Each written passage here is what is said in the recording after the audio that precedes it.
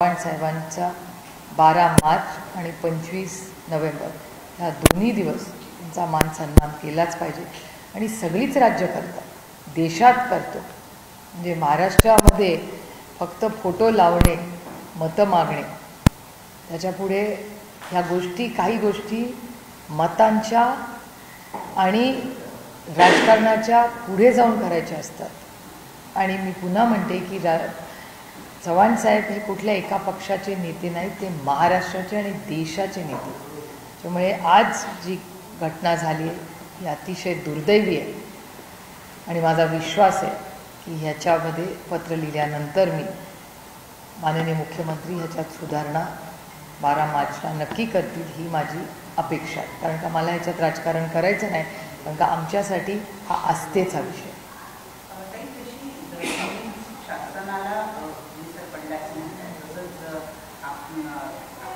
सत्तेतला एक पक्ष राष्ट्रवादी काँग्रेस पक्ष, या पक्षाच्या वतीने सुद्धा उशिरा एक ट्विट करण्यात आलेला आहे. त्यामुळे जेवढा राज्य सरकारला पडलाय तेवढा नाही, मी तुम्हाला अतिशय प्रांजळपणे सांगते, मला आश्चर्य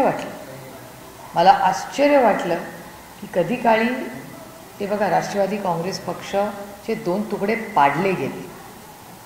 त्याच्यामुळे मला आश्चर्य वाटतं आणि अस्वस्थ करणारी गोष्ट आहे. मला आश्चर्य वाटलं की मला असं वाटलं माझी त्यांच्या सगळ्यांची भेट होईल. त्यांचे जिल्ह्याचे अध्यक्ष असतील, त्यांचे स्थानिक नेते असतील, ते मला तिथे भेटतील असं मला वाटलं होतं खरं तर.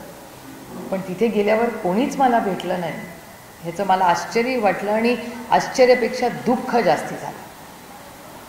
म्हणजे हे संस्कार नाही तो आमचे. चव्हाण साहेबांच्या बाबतीत there is absolutely no compromise. त्याच्यामुळे राष्ट्रवादी काँग्रेस पक्ष आणि माननीय अजित पवार त्याचं आज नेतृत्व करतात, त्यांच्या गटाचं जे राष्ट्रवादी काँग्रेस पक्ष, अजित पवार, हे खरंच मला अस्वस्थ करणार आहे.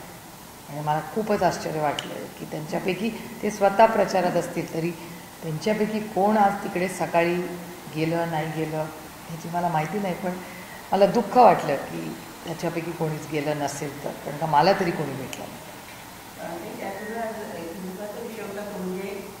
सर्वोच्च न्यायालयाच्या खटल्याच्या संदर्भामध्ये आज आम्ही मुद्द्यांवर चर्चा झाली, परंतु तरी सुद्धा आज या संदर्भामध्ये निकाल आला नाही. पुढच्या काही दिवसांमध्ये येणं अपेक्षित आहे. किमान ज्या आता नगरपालिकांच्या निवडणुका लागल्या त्याच्या संदर्भात तरी काही स्पष्टता येत्या सुनावणीच्या वेळेला करू असं सांगण्यात आलेलं आहे. आपली काय प्रतिक्रिया आहे? मला असं वाटतं इलेक्शन फार वर्षांपासूनच जे होणं गरजेचं होतं. हा उशीर का होतोय हे खरं आम्हाला कुणालाच समजत नाही. कारण का सरकारने त्यांची भूमिका ही स्पष्टपणे मांडली पाहिजे. कारण का हे इलेक्शन कार्यकर्त्यांचं आहे. आणि इलेक्शन कमिशनकडून खरं तर म्हणजे माझा तर अपेक्षा भंगच झाला आहे, केंद्रातला असू दे किंवा राज्यातला असू दे. कालच मी तुमच्याच सगळ्या चॅनल्सवर पाहिलं की शिवसेना आणि मनसेही काल त्यांचे प्रश्न मांडण्यासाठी काल तिथे गेले होते. मीही चॅनल्सवर आणि वर्तमानपत्रात किंवा जो डेटा सगळा येतो आहे, ज्या पद्धतीने बिनविरोध इलेक्शन राज्यात सगळीकडे होत आहेत, त्याच्या मागेची जी अदृश्य शक्ती आहे, ते बघा, बिनविरोध होणं म्हणजे होऊ शकतात, एखाद दुसरी केस जरूर होऊ शकते. पण ज्या पद्धतीने हे बिनविरोध होतं आहे आणि त्याचा जल्लोष केला जातो हे एका सशक्त लोकशाहीसाठी अतिशय हानिकारक आहे. आणि जर या राज्यात आणि देशात लोकशाही टिकवायची असेल तर ज्या प्रकारे हे बिनविरोध इलेक्शन झालेले आहेत हे आपल्या देशाला किंवा आपल्या संविधानाच्या विरोधात आहे. म्हणून मीही काल एक पत्र लिहिलेलं आहे इलेक्शन कमिशनला. आणि जर इलेक्शन कमिशनकडून ॲक्शन काही घेतली नाही तर हे मी दिल्लीच्या पातळीवरही विनंती करेन. खरं तर माझा अनुभव फारसा त्यांच्या बाबतीत अपेक्षित का झाला नाही, कारण सत्यमेव जयते, शेवटी सत्याचाच विजय होतो. पण justice delayed is justice denied. अनेक वर्ष आम्हीही इलेक्शन कमिशनमध्ये जो न्याय मागत होतो तो आम्हाला मिळाला नाही, म्हणून दुर्दैवाने आम्हाला सुप्रीम कोर्टात जावं लागलं. पण साधारणपणे इलेक्शन कमिशनची जी भूमिका आहे, आपल्याला आठवत असेल प्रलोभन देण्याच्या बाबतीत अरविंद केजरीवालांवर केवढी मोठी ॲक्शन घेण्यात आली. अनेक तुम्हाला अशी उदाहरणं दाखव. आज तुमचेच चॅनल म्हणजे ह्या सगळ्या बातम्या आम्हाला गाववाडी वस्तीवर काय चाललं आहे हे तुमच्या उत्तम आणि पारदर्शक रिपोर्टिंगमुळे दिसलं. आणि तुमच्या या सगळ्या रिपोर्टिंगमध्ये ज्या पद्धतीने भाषणं केली जात आहेत आणि त्याच्यावर इलेक्शन कमिशनकडून काहीच रिॲक्शन नाही आहे. म्हणजे या लोकशाही या राज्यात आणि देशात आहे का नाही आहे असा प्रश्न समाजात अनेक लोक मला विचारतात. त्याच्यामुळे हे अतिशय चिंताजनक आहे. गिरीश महाजनांच्या बाबतीत आपण पाहिलं त्या पद्धतीनं अर्धनागरिकांसाठी उमेदवारांना आणला जात होता आणि सभापतींचा वापर होता. कुठल्याही प्रकारची ना तिथे कारवाई झालेली आहे ना कधी मराठी झालेला आहे. तक्रार आपण देखील तक्रार घेतली जात नाही असं देखील त्या उमेदवाराचं म्हणणं आहे. सगळं गोंधळ प्रकारचं हा एका ठिकाणी नाही, संपूर्ण राज्यात ही परिस्थिती. मला तुमच्या सगळ्यांच्याच चॅनलवर मी पाहिलं ह्यावेळी 100 पार झालेत भारतीय जनता पक्ष. त्यांचे बिनविरोध 100 निवडून आले. खरं तर मी हे दिल्लीतही याची चर्चा पार्लमेंटमध्ये मागणार आहे की कुठल्या पद्धतीने जे रिपोर्टिंग होतं आहे, जी परिस्थिती राज्यात येते, काय खरं काय खोटं याची इन्क्वायरी झाली पाहिजे. आणि खरं तर आम्हाला अपेक्षा होती की महाराष्ट्राचं इलेक्शन कमिशन ह्याच्यावर काहीतरी घे, प्रलोभन देणे, बिनविरोध इलेक्शन करणं, या सगळ्या गाती. म्हणजे ज्यांचे 200हून जास्त आमदार निवडून आले आहेत, ज्यांना एवढा आत्मविश्वास आहे की आपण निवडून येऊ शकतो, मग ही बिनविरोधची एवढा खटाटोप कशासाठी.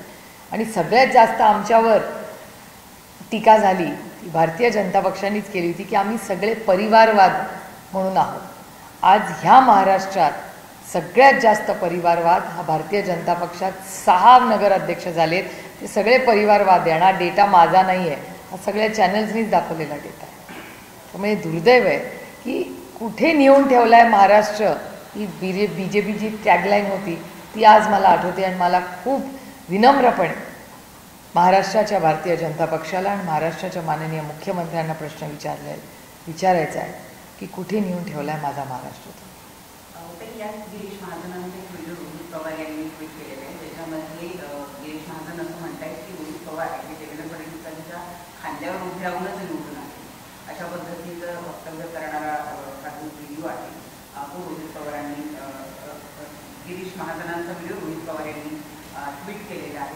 वातावरणाच्या आमदाराच्या बाबतीमध्ये अशा पद्धतीचे वक्तव्य करून काय साध्य करण्याचा प्रयत्न आहे असं आपल्याला वाटतं. एक दुर्दैवी आहे की ज्या पद्धतीने, म्हणजे मी अनेक वेळा तुम्हाला हे आधीही बोललेले की भारतीय जनता पक्ष हा एक अतिशय सुसंस्कृत पक्ष होता. याची अनेक उदाहरणं मी अनेक वेळा तुमच्यासमोर मांडलेली आहेत. म्हणजे अटलजींची भारतीय जनता पक्ष, अरुण जेटली साहेबांचा भारतीय जनता पक्ष, सुषमा स्वराजांना तर मी गुरु मानते.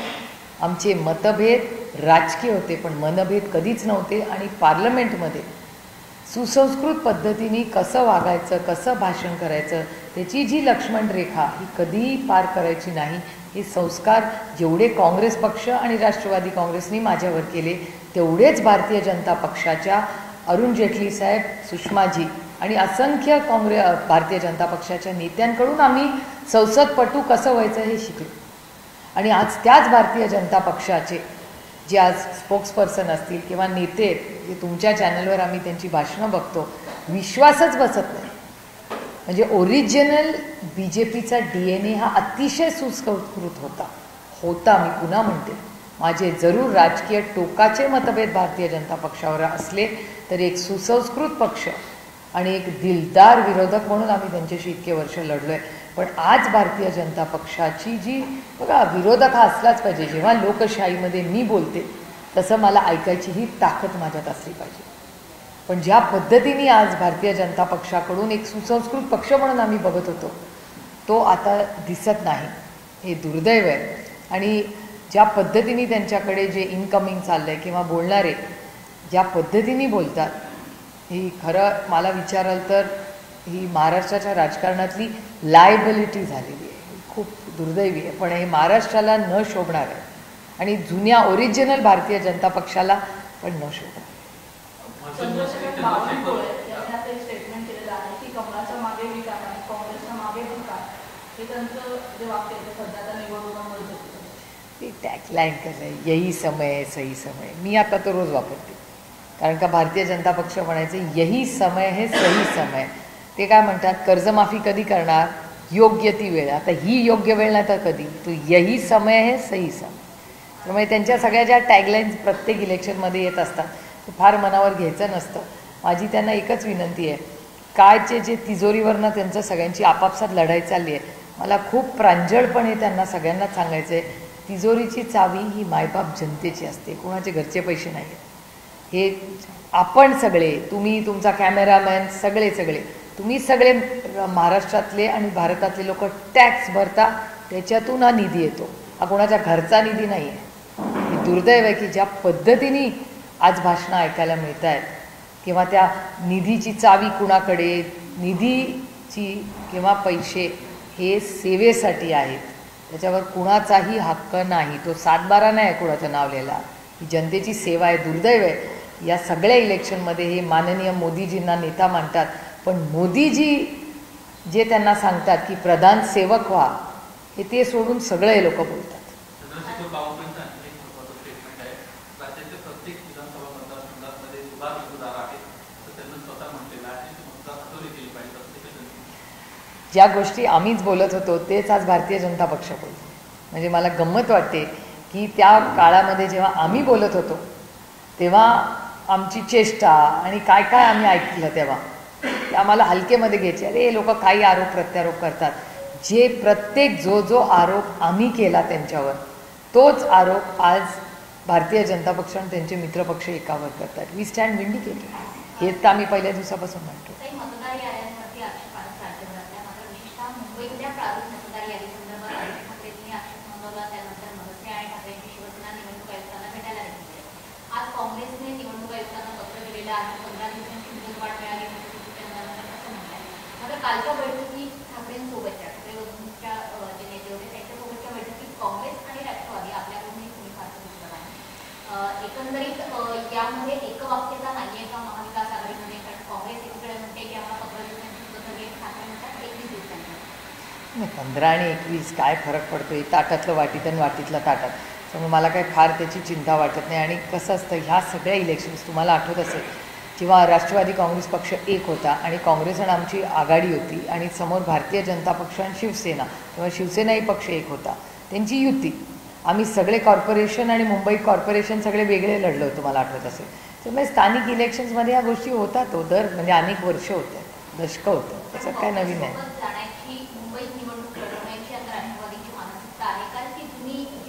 नाही, मला असं वाटतं की आम्ही पुढच्या काही दिवसात, एक तर इलेक्शन कधी होणार हाच पहिला प्रश्न. म्हणजे मुंबई कॉर्पोरेशन, पुणा कॉर्पोरेशन, सगळ्या कॉर्पोरेशनच्या इलेक्शन्स कधी होणार हा पहिला मुद्दा. जिल्हा परिषद कधी होणार ह्याच्यातच अजून काही स्पष्टता नाही आहे. त्यामुळे त्या सगळ्या पुढच्या काही दिवसामध्ये पूर्णपणे चित्र स्पष्ट होईल. मुंबईमध्ये एका पीएच्या बायकोने आत्महत्या केली. आपण पाहतो की म्हणजे मागे काही महिन्यांना देखील अनेक महिलांनी आत्महत्या केली आहे. तर हे जे प्रकारचे वाट आहेत, मात्र एका पीएच्या बायकोने आत्महत्या केली, आपल्या पतीवर जर संशय होता तर कसं पाहायला? ही घटना अतिशय दुर्दैवी आहे आणि कुठल्याही सत्तेचा गैरवापर कोणीही करू नये. मला वाटतं त्यांना अटक झाली आहे असं वर्तमानपत्रात आज सकाळी आलेलं आहे. त्यामुळे ती इन्क्वायरी अतिशय पारदर्शकपणे व्हावी एवढीच आमची अपेक्षा. आणि महाराष्ट्रात महिलांवरचे जे अत्याचार आहेत हे वाढत आहेत, हा भारत सरकार आणि केंद्र सरकारचा डेटाच सांगतो. त्याच्यामुळे महाराष्ट्र सरकारनी आणि होम मिनिस्ट्रीने या गोष्टीत जातीने लक्ष घातलं पाहिजे की महिलांवरचे अत्याचार आणि अन्याय राज्यात का वाढत आहे. ज्या राज्यामध्ये महिलांना समान अधिकार किंवा आरक्षण राजकीय निर्णय प्रक्रियेत देणारं हे पहिलं राज्य, त्या राज्यामध्ये आज महिला असुरक्षित आहेत का, असा एक भावना आज महिलांमध्ये अस्वस्थ करणारी सगळीकडेच आपल्याला दिसते. शक्ती कायदा खरं तर जो तुम्ही वारंवार उल्लेख आलेला नाहीये, तो कधीपर्यंत अनेक महिला त्याची वाट बघताय. तो कायदा इथून महाविकास आघाडीच्या काळामध्ये माननीय उद्धव ठाकरे साहेबांच्या नेतृत्वात तिन्ही पक्ष जेव्हा होते महाविकास आघाडीचे एकत्र, तेव्हा तो शक्ती कायदा केला होता आणि तो केंद्र सरकारकडे पाठवलाही होता. आज तर डबल इंजिन सरकार आहे, इथेही त्यांचं सरकार आहे, तिथेही त्यांचं सरकार आहे. कोण आहे त्यांना थांबवायला? एवढं मोठं मॅन्डेट त्यांना इथे राज्यात मिळालं. केंद्रातही क्लिअर मॅन्डेट आहे आणि शक्ती कायद्याच्या बाबतीत आमची केंद्रात सहकार्याची भूमिकाच राहील, काँग्रेसची राहील आणि आमचीही राहील. त्यामुळे का ते करत नाही आहेत हा एक मोठा प्रश्नच आहे.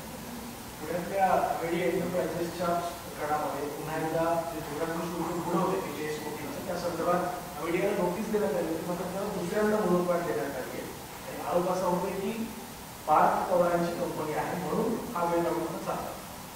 मला असं वाटतं हे रेव्हेन्यू डिपार्टमेंटलाच उत्तर द्यावं लागेल की एक्सटेन्शन्स देता येतं का नाही. माझं म्हणणं आहे की 30 दिवसाचा कालावधी आहे, त्यातले कदाचित 10-1 दिवस झाले असतील आत्तापर्यंत. तो सगळा रिपोर्ट 30 दिवसात येईल, त्याच्यामुळे मला असं वाटतं 30 दिवसासाठी आपण वाट बघावी. कारण जे काही रिपोर्ट येईल त्याच्यातूनच नक्की आपल्याला कळेल की काय झालं आहे आणि काय नाही झालं आहे. आणि रेव्हेन्यू डिपार्टमेंटच आपल्याला सांगू शकेल की असं एक्सटेन्शन देता येतं का नाही. त्याच्यामुळे माझ्यापेक्षा मला असं वाटतं हे कोणीतरी जबाबदार व्यक्तींनी आणि सरकारने याचं उत्तर दिलं पाहिजे. आम्ही तर विरोधातच आहोत, आम्ही न्याय मागणारच, पण सरकारने या सगळ्या प्रश्नांची पारदर्शकपणे उत्तरं दिली पाहिजे. मला असं वाटतं मुख्यमंत्र्यांनी स्वतः सांगितलं मी 30 दिवसात उत्तर देणार आहे आणि रिपोर्ट येणार आहे. बघूया 30 दिवस पूर्ण तर उद्या.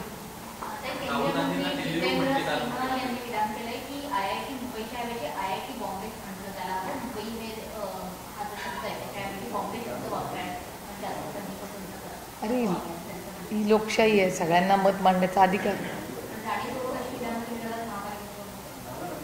काय काय इलेक्शन आलं की काय काय ऐकायला मिळतं. मला अशा वेळीच ना नेहमी जेटली साहेब आठवतात. हे मी तुम्हाला आधीही सांगितलेलं. अरुण जेटली साहेब नेहमी म्हणायचे तुम्ही दाखवणं बंद करा, ही बोलणं बंद करते. तसं काही होत नाही, कारण का आता फक्त मीडिया नसतो, आता सगळ्यांचे कॅमेरे असतात, यूट्यूब चॅनल्स असतात, खूप गोष्टी असतात. त्याच्यामुळे मला असं वाटतं हे फोकस कमी करण्यासाठी ह्या सगळे जे विषय ज्याची चर्चा एरवी ऑफ कॅमेरा होऊ शकते ते होऊ शकतात, त्या सूचना आहेत. मी नेहमीच करते. त्याचं उत्तर तुम्हाला त्यांच्या अध्यक्षांना विचारावं लागेल. कारण भारतीय जनता पक्ष, मी तुम्हाला पुन्हा सांगते की मी त्यांचा परफॉर्मन्स ऑपोजिशनमध्ये फार जवळून पाहिलेलं. अतिशय सुसंस्कृत लिडरशिप, अतिशय. पण ती पूर्ण 360 डिग्री त्यांच्यात काय बदल झाला आणि का झाला हेच मला कळत नाही. आणि हे दुर्दैव आहे की त्याच्यामुळे राज्याची आणि देशाची म्हणजे महाराष्ट्र राज्याची राजकारणाची जी परिस्थिती होती ती खूप बदलली. म्हणजे मी तुम्हाला उदाहरण देते. काशीनाथ भाऊंचा प्रवेश भारतीय जनता पक्षाने घेतला. माझं म्हणणं ठाम आहे, मी माझ्या मताशी ठाम आहे. कालही माझं म्हणणं आहे ते गुन्हेगार नव्हते, आजही आणि उद्याही त्या मतावरच मी राहीन. पण ह्यांनी प्रवेश घेतला, तुम्ही चॅनल्सवरती न्यूज ब्रेक केली, मग तो स्टॉप केला प्रवेश. आता काय परिस्थिती आहे लेटेस्ट मला माहिती आहे. त्याच्यामुळे आरोप करायचा आणि त्या व्यक्तीला कॉर्नर करायचं आणि मग त्यांचा प्रवेश करून घ्यायचा. आणि त्यांच्याकडे सिलेक्टिव्ह वॉशिंग मशीन आहे. त्यांना सिलेक्टिव्हली वॉशिंग मशीनमध्ये लोक त्यांना सोखून माफ असतं आणि सिलेक्टिव्हली नसतं. त्याचं सगळ्यात चांगलं उदाहरण म्हणजे माननीय नवाबभाई. सिलेक्टिव्हली त्यांना सरकार करताना नवाबभाईंची सही लागते आणि चालते, पण त्यांना नवाबभाई इलेक्शन आल्यानंतर त्यांना वाटतं अरे नाही नवाब मलिक नाही चलेगा. क्यों नहीं चलेगा आपको नवाब मलिक? सोयीप्रमाणे तुम्ही लोकांचं आयुष्य उद्ध्वस्त करता, सोयीप्रमाणे तुम्ही त्यांचा गैरवापर करता. किती गलिच्छ राजकारण चाललंय आणि हे महाराष्ट्राच्या सुसंस्कृत महाराष्ट्राला नाही भारतालाच न शोभणार. मुख्यमंत्र्यांचा काल दिल्लीसोबत संवाद झाला, त्याच्यामध्ये राहुल गांधी संदर्भात प्रश्न विचारण्यात आला त्यावेळेस त्यांना डेल्यू म्हणून उल्लेख केला मुख्यमंत्र्यांना राहुल गांधींचा. तुमचा देखील दिल्लीशी चांगला संपर्क असतो, काय या सगळ्या संदर्भात तुमची प्रतिक्रिया आहे? खरंच राहुल गांधी तसे आहे? एक तर नुसता राहुल गांधींचा विषय नाही. राहुल गांधी या देशाचे लीडर ऑफ ऑपोजिशन आहेत, LOP आहेत. आणि मलाही आश्चर्य वाटलं ते स्टेटमेंट ऐकल्यावर, कारण का साधारणपणे देवेंद्रजी खूप जपून बोलतात. म्हणजे देवेंद्रजींकडून कधी अशी म्हणजे फार मोजून मापून देवेंद्रजी बोलतात. त्याच्यामुळे मलाही आश्चर्य वाटलं खरं काय, कारण का हा एकट्या राहुल गांधींचा विषय नाही आहे, हा ते LOP आहेत ह्या देशाचे. त्याच्यामुळे थोडंसं मला दुःख झालं, कारण का माझ्या देवेंद्रजींकडून खूप अपेक्षा आहेत. आणि देवेंद्रजी या राज्याचे मुख्यमंत्री असताना ते ह्या सगळ्याची कधी ना कधी, जरी आम्ही विरोधात असले आणि ते सत्तेत असले तरी आम्ही सगळ्यांनीच मिळून राज्यासाठी कधी ना कधी आमचे राजकीय मतभेद बाजूला ठेवून आपल्या संस्कृतीसाठी काही गोष्टी एकत्र केल्या पाहिजेत. आणि त्याच्यामुळे माझी त्यांच्याकडून अपेक्षा आहे की तो हा सगळा जो संवाद झाला आहे महाराष्ट्रामध्ये त्याच्यात कुठेतरी सुसंस्कृतपणा ते पुन्हा आणतील, कारण का ते ओरिजिनल भारतीय जनता पक्ष आले. त्यामुळे त्यांच्यावर अरुणजींचे सुषमाजींचे संस्कार जसे माझ्यावर झाले तसे त्यांच्यावरही झालेले. त्याच्यामुळे अजून तरी माझ्या त्यांच्याकडून अपेक्षा आहेत. आता ज्या निवडणुका सुरू आहेत त्या निवडणुकांमध्ये भाजप आणि शिवसेना, शिंदेची शिवसेना यांच्यामध्ये अंतर्गत वाद वाढताना दिसतात. भाजपनं शिवसेनेचा एक नगराध्यक्षाचा उमेदवारच पळवून स्वतःकडे त्याचं पक्षप्रवेश करून घेतला. तुम्हाला सांगू, या इलेक्शनमध्ये मला असं वाटतं आपण सगळे शांत बसूया काही दिवस. कारण का कळतच नाही कोण कुठल्या पक्षात आहे, कोण कोणाची आघाडी करते, काय सुधरेन असंच झालं. त्याच्यामुळे मला असं वाटतं let's wait for the dust to settle. म्हणजे म्हणजे एवढी परिस्थिती राज्याच्या राजकारणात मी आजपर्यंत कधीच नाही पाहिली. म्हणजे त्याच्यात वैचारिक भूमिका ही राहिलीच नाही का, असा एक प्रश्न माझ्यासारख्या कार्यकर्त्यांच्या मनात आहे. झालं मराठी?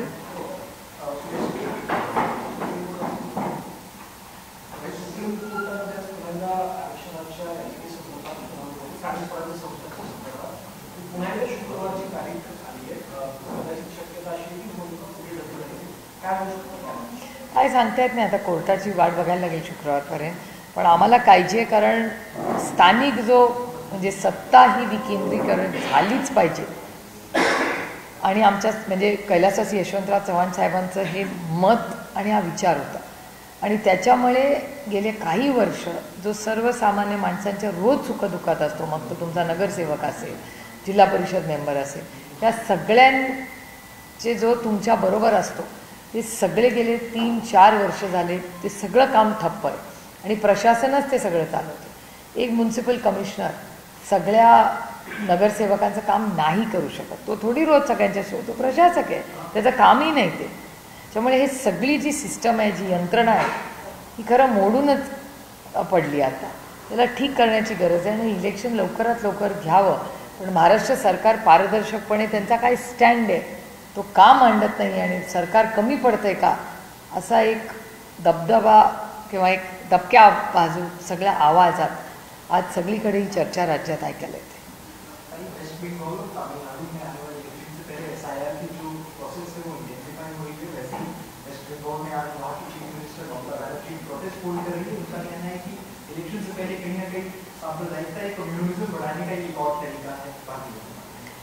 नहीं हो सकता है. दीदी ये बहुत संवेदनशील नेता रही है, और आज वेस्ट बंगाल में जो भी विकास हुआ है वो दीदी के नेतृत्व में ही हुआ है. और ये SIR हो ना हो, और जिस तरह से आज महाराष्ट्र में आप देख रहे भारतीय जनता पार्टी जो सत्ता में है, अब विपक्ष वाले हम जब कह रहे थे कि डबल वोटिंग हो रहा है, किसी के नाम 10-10 बार है, तब बीजेपी मान नहीं रही थी. लेकिन आज बीजेपी ही जो सत्ता पक्ष में है, जो आरोप विपक्ष कर रहा था वही आरोप आज भारतीय जनता पक्ष जो सत्ता में वो कर रही है. तो वी स्टैंड विंडिकेटेड. नो, जो हम कह रहे हैं वही आज बीजेपी कहे जा रही है. तो बहुत दुख की बात है कि इलेक्शन कमीशन का मजाक बना के रखा है जो आज सत्ता में लोग हैं. बहुत दुख की बात है. राम मंदिर का ध्वजारोहण आज हुआ है और तमाम प्रधानमंत्री से लेकर सब लोग वहाँ पर. प्रधानमंत्री ने कांग्रेस का नाम नहीं लिया है, लेकिन जरूर कहा है कि कुछ लोगों ने अपने फायदे के लिए राम को सार्वजनिक बताया. ठीक है, देखो, एक सशक्त लोकतंत्र में हर एक को बोलने का अधिकार है. तो संविधान ने आपको भी दिया है, मुझे भी दिया है, और सबको दिया है. मेरे ख्याल से उनको जो ठीक लगा उन्होंने कहा. और जो एनडीए के पक्ष के लोग हैं वो कह रहे हैं कि कांग्रेस को या इंडिया ब्लॉक के लोगों को सवाल पूछ रहे हैं कि जो जब मंदिर का निर्माण पूरा नहीं हुआ था, उसका जब उद्घाटन किया गया था, तब ये सवाल उठा रहे थे. अब मंदिर पूरा हो गया, कम से कम अब तो आइडिया जाएंगे. एक सवाल उठा. देखिए, ये श्रद्धा की और आस्था की चीज़ होती है. ये पार्टी का सवाल, किसी भी पार्टी का सवाल नहीं है, श्रद्धा का सवाल होता है. तो मेरे ख्याल से जिसको जहाँ उसकी आस्था है, जिसका विश्वास है, जिसका प्यार है, जिसका आदर है, वो वहाँ जाते ही है. महाराष्ट्र में देख रहे हैं कि पिछले कुछ दिनों में कार्यकर्ता, चाहे वो डेप्यूटी चीफ मिनिस्टर हो, अदर इम्पोर्टेंट मिनिस्टर हो, कहीं ना कहीं डायरेक्टली फंड्स कैसे उनके हाथ में है और उस तरीके से इलेक्टोरेट को इन्फ्लुएंस करने की बातें करें. पहले पवार जी का एग्जाम्पल था, माननीय हसन मुश्रीफ जी बोले, और आज सुबह जब अमरावती में चीफ मिनिस्टर बात कर रहे थे तो उन्होंने भी ये कहा कि जैसे अगर अच्छी सरकार नहीं होगी ग्राउंड पे तो ट्रांसपेरेंसी नहीं आएगी फंड देने में. तो स्टेट गवर्नमेंट को अगर फंड्स देने फिर भी वो उस तरीके से फंड्स नहीं ले पाएंगे। तो क्या ये कहीं ना कहीं इलेक्टोरेट को फाइनेंशियल फंड्स की बेसिस पे स्वे करने का? ये बहुत दुख की बात है कि एक सशक्त लोकतंत्र में जिस तरह से इलेक्शन कमीशन ने इंटरवेंशन करना चाहिए वो हो नहीं रहा है। और मेरे ख्याल से इलेक्शन में जो भी इलेक्शंस के नियम कायदे हैं उसी चौखट में हम सब ने भाषण करने चाहिए। और एक ज़माना था जब इलेक्शन कमीशन एक बहुत इंडिपेंडेंट बॉडी थी, लेकिन आज आप देख रहे हैं कि रोज़ आप भी रिकॉर्ड करते हैं, दिखाते हैं, हम सब ने, विपक्ष ने भी बहुत सारे खत लिखे हैं। कल मनसे और आदित्य ठाकरे जी इलेक्शन कमीशन को मिलके भी आए, उसके पहले पूरी इंडिया अलायंस ब्लॉक और राज ठाकरे जी हम सब साथ में भी गए इलेक्शन कमीशन। बहुत बार ये हो चुका है लेकिन हमें न्याय नहीं मिल रहा है। और मुझे आप पूछे तो एक सशक्त लोकतंत्र में इलेक्शन ये पारदर्शक तरीके से ही और नियम कायदे से ही होना चाहिए, किसी के मन मर्जी से नहीं हो सकता। लेकिन ये बहुत दुख की बात है कि इन्होंने जिस तरह से सब इस चीज़ों को हल्के में लेते और मजाक बना के रखा है, ये बहुत बहुत दुख की बात है। पार्लियामेंट सेशन भी चालू होने वाला है, क्या इस बार पार्लियामेंट सेशन में वोट चोरी एक बड़ा मुद्दा जो विपक्ष की तरफ से रहना? दो तीन है। पहले तो दिल्ली में 50% वर्क फ्रॉम होम किया है। आज वोल्केनो के भी जो एशेज है वो दिल्ली पे आ रहे हैं। ऐसे बहुत एक दिल्ली में क्राइसिस है ऐसे लग रहा है, सुनने में आ रहा है। मैं तो कल जा रही हूँ, मेरा IBC का भी मीटिंग है और होम कमेटी की भी मीटिंग है। सो मैं तो दिल्ली जा रही हूँ, लेकिन जो सुनने में या TV पे और पेपर्स में आ रहा है कि दिल्ली शहर में पोल्यूशन की बहुत बड़ी दिक्कत आज हो रही है। 50% वर्क फ्रॉम होम चल रहा है। तो नेशनल कैपिटल में ये बड़ा क्राइसिस चल रहा है। तो सरकार क्या सोच रही है मुझे पता नहीं, मैं लेकिन किरण रिजिजू से ज़रूर, जो पार्लियामेंट्री अफेयर्स मिनिस्टर है, उनसे ज़रूर मैं बात करूंगी कि सरकार क्या सोच रही है ये क्राइसिस के बारे में, एक। और दूसरी, ये सब जो हो रहा है इस पर भी पहले चर्चा होनी चाहिए कि दिल्ली इस देश का कैपिटल है, ये राजधानी है, और राजधानी में इतना पोल्यूशन और क्राइसिस अगर हो तो यहाँ लोग आएंगे कैसे? इस बारे में सरकार क्या सोच रही है, ये एक मुद्दा होगा। उसके बाद आपको याद होगा पहलगाम के बाद दिल्ली में जो ब्लास्ट हुए उसके बारे में भी बहुत चिंता हम सबको रही है, उस पर चर्चा हम मांगेंगे। महंगाई, बेरोजगारी और ये GST का जो नया उन्होंने बदलाव किया है उसके बाद उसके आउटकम्स क्या है। किसानों के बहुत आप देख रहे हैं, भारत और महाराष्ट्र सरकार का डेटा दिखा रहा है कि सिर्फ महाराष्ट्र में, देश में किसानों की आत्महत्या बढ़ रही है। महाराष्ट्र में और देश में महिलाओं के साथ जो अन्याय हो रहे हैं वो भी बढ़ रहे हैं। तो बहुत सारे इश्यूज है जिस पे चर्चा हम इंडिया अलायंस की ब्लॉक की तरफ से मांगी। महाराष्ट्र में किसान परेशान है, खासतौर पर शिरूर, पुणे की इलाके में, या फिर इंडिया नगर या विदर्भ में, या जहाँ तक मुंबई में देखे गए, तेंदुआ हर जगह मतलब घूमने लगे हैं और किसान जाने से डर रहे, गले में पट्टे लगा रहे हैं। ये कितना बड़ा क्राइसिस है और सरकार इसके बारे में कैबिनेट मीटिंग की थी और सरकार इसको राज्य अपना घोषित करने की प्रपोजल आ रही है। इस सरकार को क्या करना चाहिए, किसान इस तरह से परेशान हो? नहीं, मेरे ख्याल से इस पे हम सब ने साथ में मिलके कोशिश करनी चाहिए। मेरी गणेश नायक जी से भी बात, मेरी उनके साथ 2 बार मेरी मीटिंग भी हुई, बात भी लगातार हो रही है। शिरूर के हमारे जो सांसद है वहाँ से एक्चुअली ये शुरुआत हुई और उन्होंने भूपेंद्र यादव जी को भी कांटेक्ट किया हुआ है और वो केंद्र के मंत्री है। तो उन सब की मदद से ये जो क्राइसिस महाराष्ट्र में हो रहा है उसके लिए हम सबको मिलके काम करना पड़ेगा।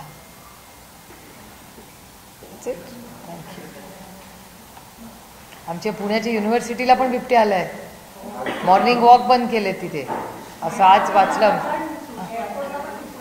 कुठल्या?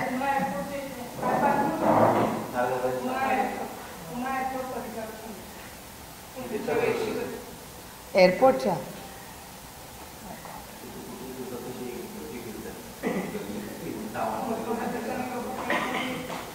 परवा नागपूरला पण ते खूपच शॉकिंग होतं, तो व्हिडिओ पाहिला मी। नाही, गोरेगावला कसं संजय गांधी नॅशनल पार्क आहे ना, त्याच्यामुळे खूप वेळा स्पॉटिंग होतं तिथे, कारण का ती कॉर्नरच आहे ना, म्हणजे तुम्ही तिथे जंगलातच शिरला आहे, म्हणजे ती शेवटची बिल्डिंग आणि नॅशनल पार्कचं झाड हे एक म्हणजे कंपाऊंड पण नाही आहे काही ठिकाणी, अशी परिस्थिती आहे तिथे। तर तिथे खूप वेळा स्पॉटिंग झाले, पण आत्ता म्हणजे पुन्हा युनिव्हर्सिटीमध्ये बिबट्या स्पॉट होतो आहे. वॉकिंग बंद केलं आहे सकाळी कमिशनरने आता 7 मांजराच्या म्हणजे मांजराला जशी पिलं होतं तशी त्या बिबट्याला मोठ्या प्रमाणात तो एक मेजर प्रॉब्लेम आहे. पण एकदम सडनली झालं आहे ना. ऐक्य वर्ष आता आमच्याकडे ह्याला जुन्नरला वगैरे आधीपासून बिबटे आहेत म्हणजे, पण आता ते क्रायसिसच झालं.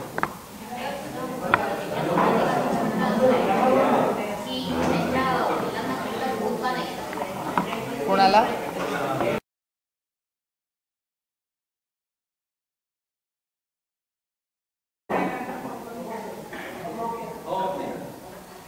चला रोल.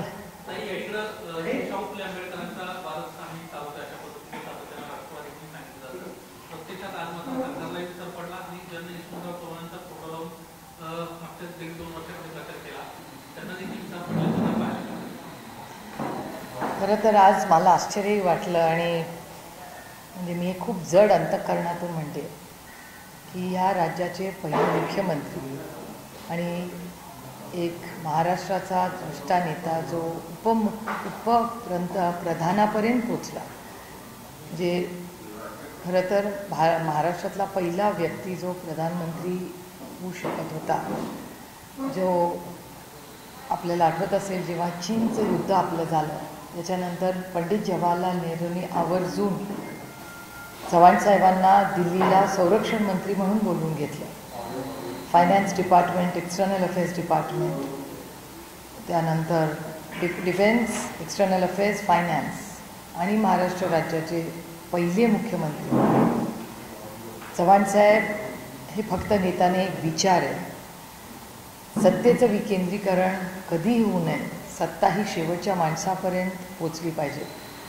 म्हणून जिल्हा परिषद पंचायतीचा विचार पुढे नेण्याचं काम आणि सुरुवात खरं तर ही चव्हाणसाहेबांच्या काळात झाली. MIDCs महाराष्ट्रात चव्हाणसाहेबांच्याच वेळी त्या कामाची सुरुवात झाली. त्यामुळे आज महाराष्ट्र जो उभा आहे तो फक्त आणि फक्त कैलासवासी यशवंतराव चव्हाणांच्या विचारधारेवर आणि त्यांनी दाखवलेली जी दिशा होती त्याच्यावर गेली अनेक वर्ष काँग्रेस, राष्ट्रवादी काँग्रेस सगळेच पक्ष हे त्यांचा नेहमीच मान सन्मान करत होते. मला आश्चर्य वाटते की महाराष्ट्राची आजचं सरकार त्यांच्या वतीने कोणीही आज कराडला त्यांना अभिवादन करायला, श्रद्धांजली अर्पण करायला कोणी उपस्थित नव्हतं.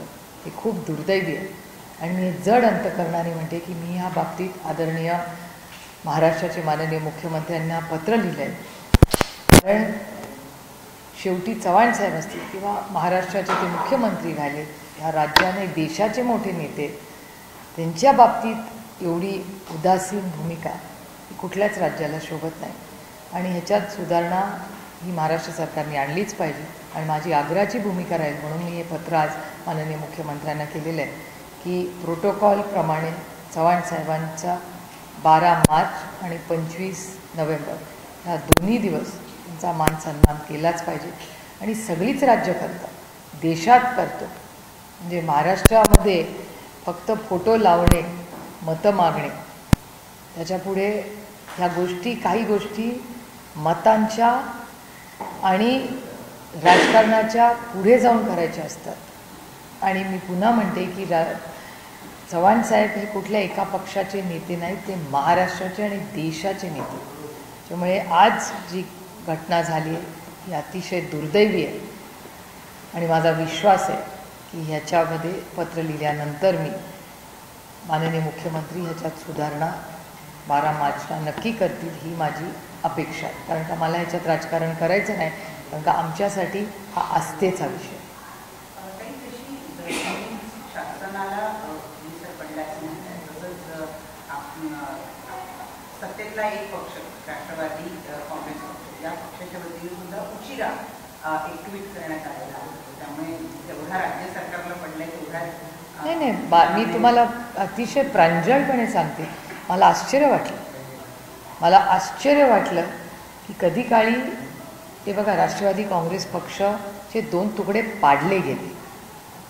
त्याच्यामुळे मला आश्चर्य वाटतं आणि अस्वस्थ करणारी गोष्ट आहे. मला आश्चर्य वाटलं की मला असं वाटलं माझी त्यांच्या सगळ्यांची भेट होईल, त्यांचे जिल्ह्याचे अध्यक्ष असतील, त्यांचे स्थानिक नेते असतील ते मला तिथे भेटतील असं मला वाटलं होतं खरं तर, पण तिथे गेल्यावर कोणीच मला भेटलं नाही ह्याचं मला आश्चर्य वाटलं आणि आश्चर्यापेक्षा दुःख जास्ती झालं. म्हणजे हे संस्कार नाही तो आमचे. चव्हाण साहेबांच्या बाबतीत there is absolutely no compromise. त्याच्यामुळे राष्ट्रवादी काँग्रेस पक्ष आणि माननीय अजित पवार त्याचं आज नेतृत्व करतात त्यांच्या गटाचं, जे राष्ट्रवादी काँग्रेस पक्ष अजित पवार, हे खरंच मला अस्वस्थ करणार आहे. आणि मला खूपच आश्चर्य वाटलं की त्यांच्यापैकी ते स्वतः प्रचारात असतील तरी त्यांच्यापैकी कोण आज तिकडे सकाळी गेलं नाही गेलं ह्याची मला माहिती नाही, पण मला दुःख वाटलं की त्याच्यापैकी कोणीच गेलं नसेल तर, कारण का मला तरी कोणी भेटलं नाही. महत्त्वाचा विषय होता तो म्हणजे सर्वोच्च न्यायालयाच्या खटल्याच्या संदर्भामध्ये आज आम्ही मुद्द्यांवर सादर करत चर्चा झाली, परंतु तरीसुद्धा आज या संदर्भामध्ये निकाल आला नाही. पुढच्या काही दिवसांमध्ये येणं अपेक्षित आहे. किमान ज्या आता नगरपालिकांच्या निवडणुका लागल्या आहेत त्याच्या संदर्भात तरी काही स्पष्टता येत्या सुनावणीच्या वेळेला करू असं सांगण्यात आलेलं आहे. आपली काय प्रतिक्रिया आहे? मला असं वाटतं इलेक्शन फार वर्षांपासूनच जे होणं गरजेचं होतं. हा उशीर का होतोय हे खरं आम्हाला कुणालाच समजत नाही, कारण का सरकारने त्यांची भूमिका ही स्पष्टपणे मांडली पाहिजे. कारण का हे हे इलेक्शन कार्यकर्त्यांचं आहे आणि इलेक्शन कमिशनकडून खरं तर म्हणजे माझा तर अपेक्षा भंगच झाला आहे, केंद्रातला असू दे किंवा राज्यातला असू दे. कालच मी तुमच्याच सगळ्या चॅनल्सवर पाहिलं की शिवसेना आणि मनसेही काल त्यांचे प्रश्न मांडण्यासाठी काल तिथे गेले होते. मीही चॅनल्सवर आणि वर्तमानपत्रात किंवा जो डेटा सगळा येतो आहे, ज्या पद्धतीने बिनविरोध इलेक्शन राज्यात सगळीकडे होत आहेत त्याच्या मागेची जी अदृश्य शक्ती आहे हे बघा. बिनविरोध होणं म्हणजे होऊ शकतात, एखाद दुसरी केस जरूर होऊ शकते, पण ज्या पद्धतीने हे बिनविरोध होतं आहे आणि त्याचा जल्लोष केला जातो एका सशक्त लोकशाहीसाठी अतिशय हानिकारक आहे. आणि जर या राज्यात आणि देशात लोकशाही टिकवायची असेल तर ज्या प्रकारे हे बिनविरोध इलेक्शन झालेले आहेत हे आपल्या देशाला किंवा आपल्या संविधानाच्या विरोधात आहे. म्हणून मीही काल एक पत्र लिहिलेलं आहे इलेक्शन कमिशनला, आणि जर इलेक्शन कमिशनकडून ॲक्शन काही घेतली नाही तर हे मी दिल्लीच्या पातळीवरही विनंती करेन. खरं तर माझा अनुभव फारसा त्यांच्या बाबतीत अपेक्षित का झाला नाही, कारण सत्यमेव जयते. देश विदेशातील प्रत्येक घडामोडींचे लाईव्ह अपडेट मिळवण्यासाठी आता साम टीव्हीच्या सर्व सोशल मीडिया प्लॅटफॉर्मला लाईक, फॉलो आणि सबस्क्राईब करा. तसंच सर्व नोटिफिकेशनसाठी बेल आयकॉन प्रेस करायला विसरू नका.